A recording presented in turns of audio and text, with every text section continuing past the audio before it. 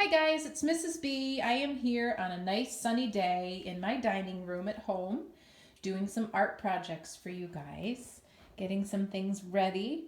I wanted to check in and let you know that I know last week was a short week. We didn't have school on Friday, and then this week we didn't have school Monday or Tuesday.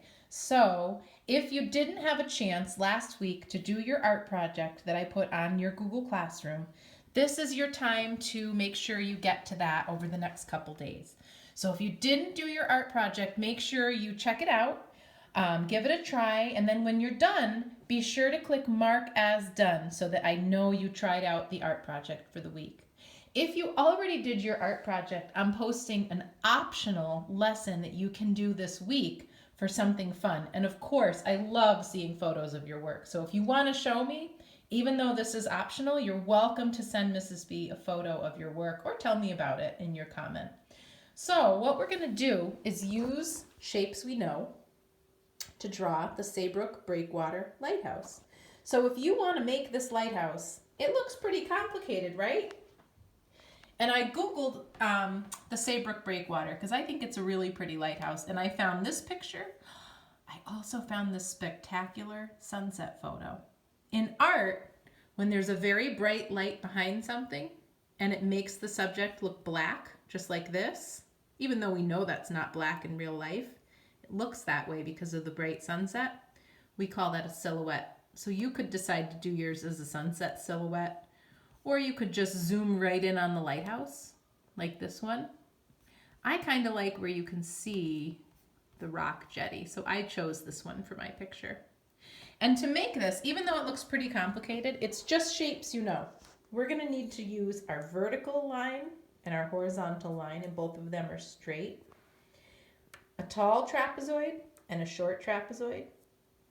Long rectangle, triangle, and then I'm calling this my freeform shape. That's what I used for the rocks.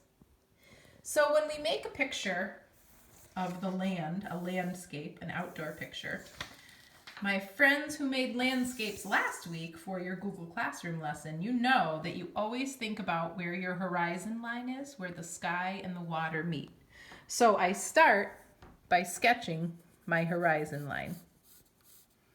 Now the horizon line here you just see for a second because then it goes right into the rocky jetty. So I have my horizon, and then I would sketch in. This is hard to do with one hand while I'm holding my phone videoing. I would sketch in my rocky jetty after that.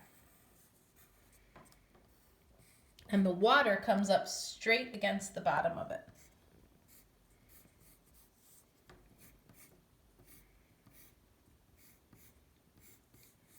So now to make my lighthouse, my first shape is a tall trapezoid. It almost looks like a rectangle, but I can see that at the bottom it's a tiny bit wider than at the top. So I would make my tall trapezoid that's just slightly wider at the bottom than it is on the top. On top of that trapezoid is another trapezoid shape.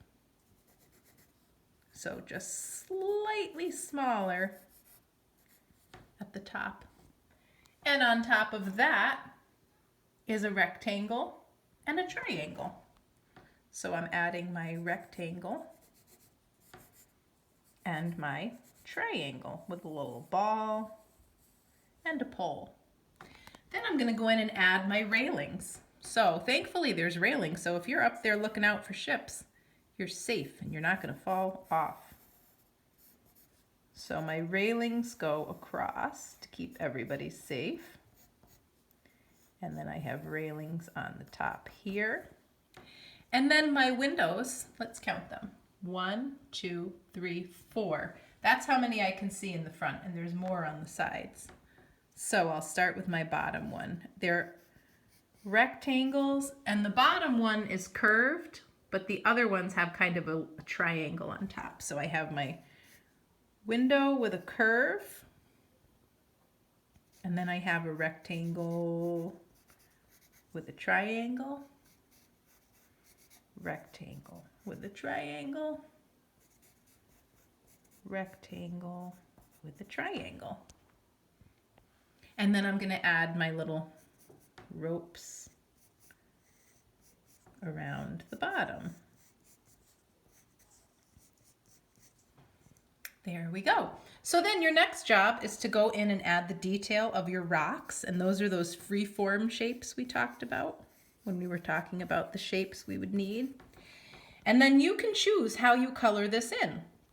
I made mine in black crayon so that I could watercolor paint it. When you use watercolor paints with black crayon, it helps the colors from running together. It helps keep them separate because the wax of the black crayon does not mix with the water in the watercolor paint. So I'm trying to do this with one hand. Sorry, guys. I would go and paint with my colors all throughout my whole picture and fill it in. And then if you wanted, you could do that beautiful silhouette version.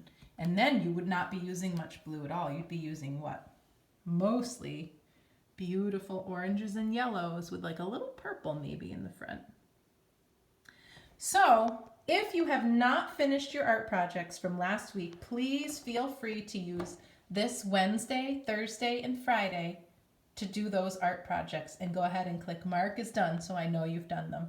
If you've already done them and you're ready for a challenge, you can go ahead and use the shapes we talked about to try your hand at drawing our Breakwater Lighthouse. That's all I have for now. My kids are playing outside. I think I'm gonna head outside. It's pretty nice out. Talk to you soon. I can't wait to see your art. Bye for now.